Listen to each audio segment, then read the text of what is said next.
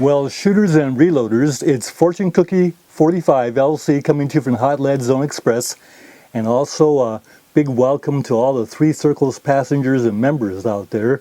Today we're going to load 45 Colt using Lyman reloading dies. And Lyman's been around for almost as long as a 45 Colt has been around. So it's our oldest reloading company. And we're just going to compare the reloadability of these dies compared to Hornady and Redding die sets. And we've already done lots of videos on Lee and RCBS.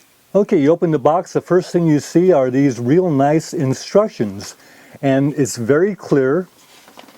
They have diagrams and pictures, and they explain very clearly how every die is set up in the 45 Colt. And the instructions here apply to these dies right on, because the instructions were written for this die set. And that's something that you can't say for the Redding set that didn't really have any information that was really helpful to us. We had to fly on our own knowledge and experience with the Redding set. With the Lyman, it's all here. Whether you're a new reloader or well-experienced reloader, you're not flying blind. And for $60, you're getting all steel, all substantial, and wipe this down with mineral oil. You got no rust ever on them. You'll always have them good for 2 or 3 lifetimes, probably. The 45 Colt will be around long after we're gone. Anyway, we got a lot of value here because you got a wrench to adjust the die lock rings. You got extra seating stem for round nose bullets as well as semi-wad cutters. And Lyman includes their fine wide base shell holders. So this is really good because see that? For a nice fit and a wide base so you can't miss it. Okay, the sizer die is the first order of business. And you look at this thing and it's heavy, it's massive, and the decapping pin is a no-miss situation. You screw the top right down and the length is right. No fiddling, no adjusting, no need to warn about over-adjusting this pin because it's already set. And it'll stay that way. This is tool steel, so it's pretty tough. And you gotta really go some to break that pin. And it's pretty clear how to set up the resizing die. You put it in your press, you go ahead and work your ram, and then you just simply go ahead and lower that die until it touches your shell plate or shell holder, like that. And then what Lyman says is you can back it off maybe a 1/16 of a turn, this kind of thing. Then go ahead and lock the adjustment. But even if you have it touching your shell holder, it's not a problem because the carbide insert is set back a little ways, so you got steel protecting the carbide insert. They don't want you to jam that thing in there real tight because you might damage a carbide insert. Well, if you just touch the shell holder, you got no problem. But if you go ahead and go with the instructions and back it off a little bit, you got no problem. You can go either way, not a problem. So Lyman even tells you to make sure that the decapping pin is down tight, because what happens is it'll loosen up as you're working. But even if it does, it's not a problem because we got nice protrusion here at the pin. It'll knock out any primer that is in existence. So we got 50 Winchester cases to do. Let's go ahead and get right at it. Notice there's the primer being knocked out. Go ahead and do another one. Just keep repeating until all your cases are resized. See there, primer's out. Very smooth, no need for lubrication. We're just in business. Okay, next order of business is your neck expanding mouth flaring. And that's where the crown jewel of Lyman comes out, and that's the Lyman M die, which is the famous die that creates a step in the neck expansion so the bullet sits right in there square. And we adjust this die so that it just doesn't hit the shell holder. So you got a little clearance there, and then we got plenty of room to work with the expanding stem. There's plenty of room to work with. Here's something we haven't really gone over, and that is The die body for the neck expander mouth flaring die is basically a tube. That's all it is. That's threaded to hold what does the work. And this is what does the work. This is the famous M die expanding stem. Now for the .45 caliber, what Lyman gives you is an expanding stem that is tapered here with an ogive, so that it doesn't create a horrible bulge in your case when you expand the neck. And this section here expands for neck tension to hold the bullet. And so if you were to mic this for the .45 caliber pistol, this dimension is 0.450 inch, which means that we've got some neck tension there because it'll spring back to say 448. And so if your bullet is 452 or 451, you got 3 thousandths to 4 thousandths of neck tension to hold the bullet. That's plenty. But here's a second step that allows the bullet to sit in there, and this expands the second step to 454 inch. And that gives us plenty of nice seat to square the bullet up in the case mouth with 451, 452 bullets. This is ingenious. Then if you need a little bit more, it'll give you a little blunderbuss, but my recommendation is don't have to go and rely on that, and you don't have to. And this is a tough stem. You don't really have a problem with this. It's all solid steel. This section here that does the work is actually threaded so that you could actually remove this. If you were to need different dimensions, you could go ahead and contact Lyman for some variations on this. Turns out that this die set will handle .454 Casull without any problem, even though the box doesn't say that. But for the .45 Schofield, you may have some problems with crimping or bullet seating. So if you're going to load .45 Schofield, best to get another set of dies. Well, what Lyman recommends is take the fine M die, run your press, and then go ahead and lower the die until it just touches the shell holder or shell plate, like that, but very lightly. You don't need a lot of pressure. And then you simply run the expanding stem out a little ways so you don't overdo it, and then just work into it. So you'll feel the neck expansion, you see.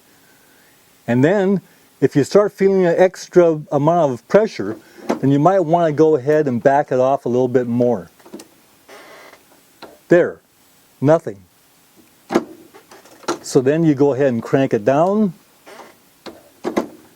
and then check with a bullet. Take a bullet and put it in the mouth and see if it'll enter. So today we're using the fine blue bullet. This doesn't enter. So then a little bit more.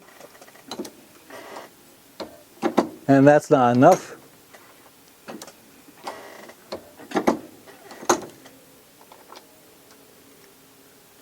There you see the proper setup for the die. You see the bullet just sits into the second step and it's square.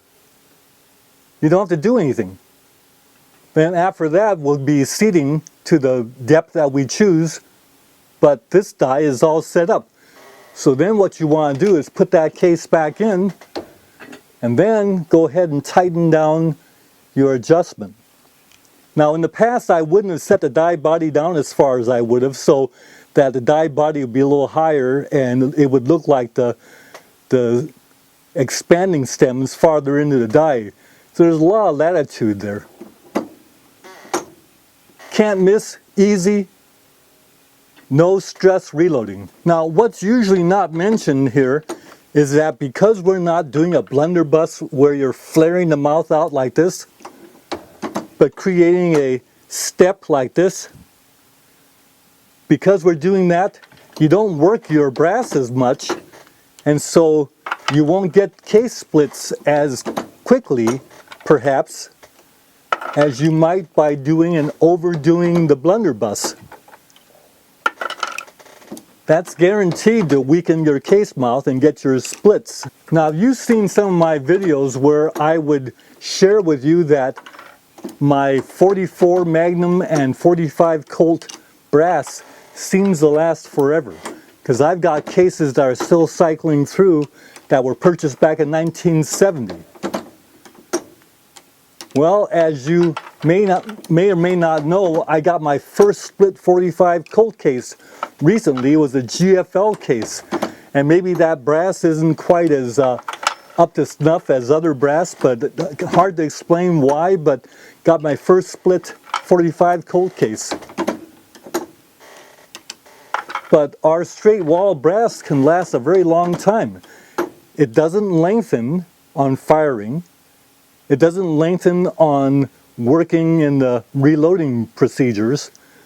So when you don't have to trim and you don't have to anneal, you don't need to do any of those things, and the brass lasts for like decades. What can you say?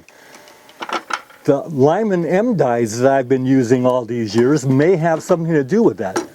Because again, I don't do a lot of blunderbussing. The Lee sets do blunderbuss, but I'm very careful to minimize the blunderbuss. Again, that promotes case life. Okay, that didn't take too long to do, to run those through.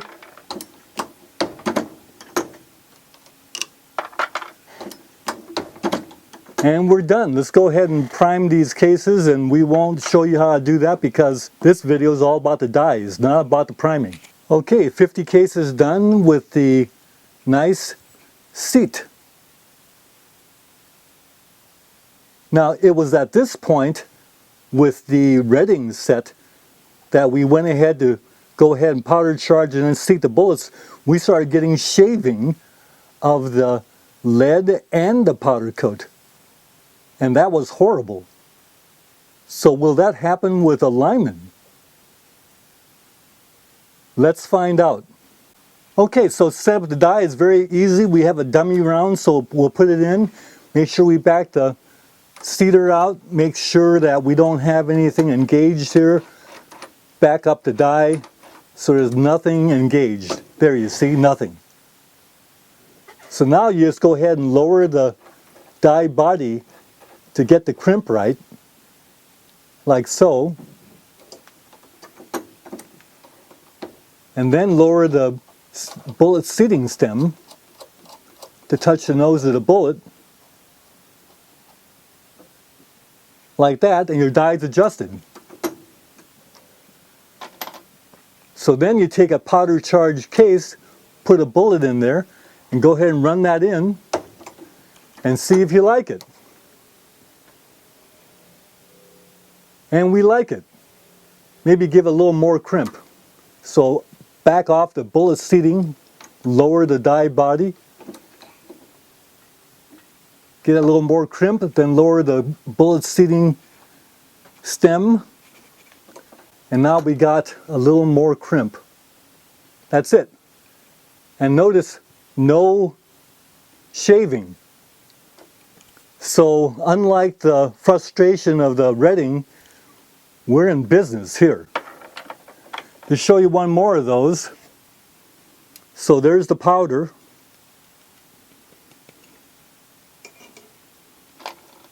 There's the bullet.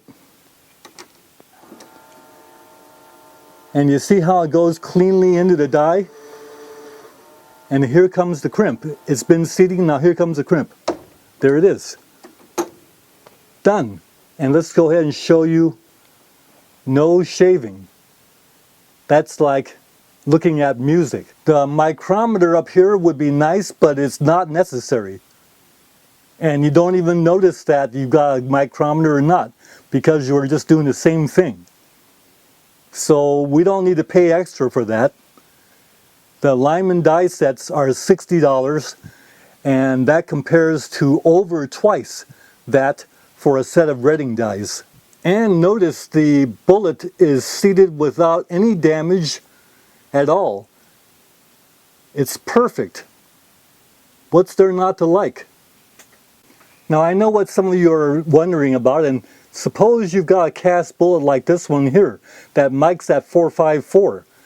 You try and put that in there and it won't go in. So what do you do? Very simple. You just take your neck expanding, mouth flaring Lyman M die, and you just go ahead and lower the expanding stem a little bit more until you get the proper expansion to allow the 454 bullet to go in.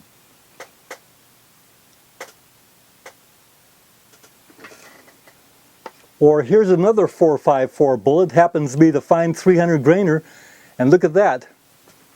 That goes in, and you're ready to go ahead and load that one.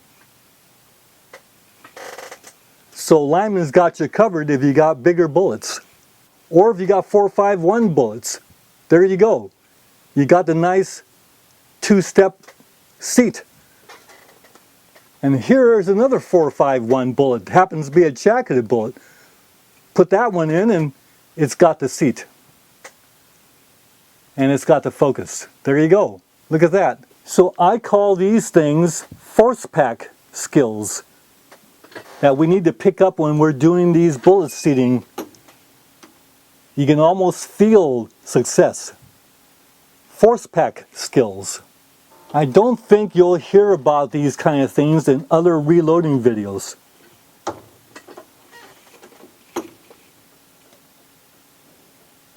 Now some of you will ask, why didn't you trim the brass so that you'll have the same length? And in fact, there is something to be said about that. You don't have to trim straight wall brass because it never elongates.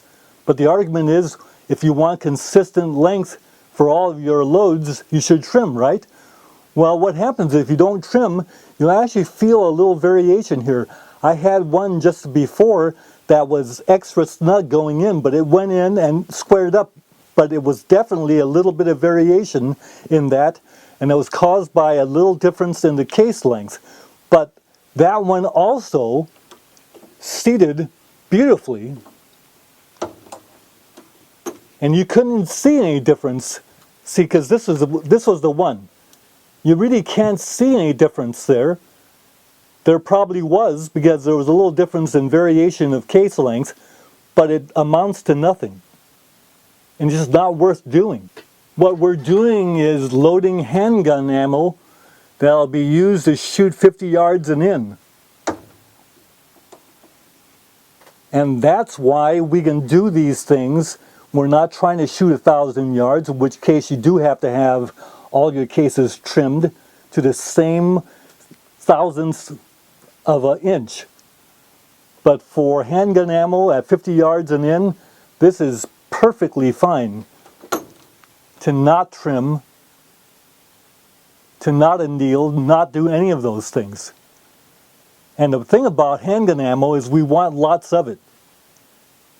And it falls right into what we're doing. Lots of good ammo that's good for 50 yards and in. Or if you're shooting lever guns, say 85 or 90 yards and in. See, here's a perfect example. This one's a little bit snugger going in, and you're wondering, is that going to shave lead? Is there going to be a problem there? Or maybe we should have gone ahead and trimmed all our brass. And then when you check, you say, nope, it's fine. There's a little bit of grease there, but that's it. Nothing shaved. Now here's something else that you may not notice, and that is with the two-step expander and that bullet sitting in there square, when you seat it, it's square. Notice that there's a little bulge there from the bullet. And notice that that bulge goes all the way around the case, exactly the same, all the way around. You notice that? Check that out next time you use a Lyman M die. That bulge is there, and it's the same bulge 360. That's kind of an impressive sidebar there, don't you think? By the way, here's a good example of the Forster coax press doing its alignment thing. Notice the die moving. You see a die moving there? That allows the axis of the die to align with the axis of the case. And not only that, the shell plate can move a little bit too, so the two align. That's why they call it the coax. The axes will then align. Makes it coaxial. And if you look sharply, you'll see the same bulge all the way around again. In fact, you could make a case for when this action is coaxial, there's just no substitute for it. So could it be that the Lyman M die makes all the difference? Well, we better do our Model 25 test. There's a snick, snick, snick, snick, snick, and snick. We are in business. Well, having used these dies now over the last 2 days, the Lyman die set had the best reloadability in terms of just the ease of use and good results and the satisfaction and the pleasure of using the dies. Number 1, Lyman. Number 2 goes to Hornady. And number 3 goes to Redding. But that only applies to the handgun dies. Redding rifle dies may be a different story. So shooters and reloaders, Fortune Cookie 45 LLC, coming to you from Hot Lead Zone Express, and the die comparison is complete. Bye for now.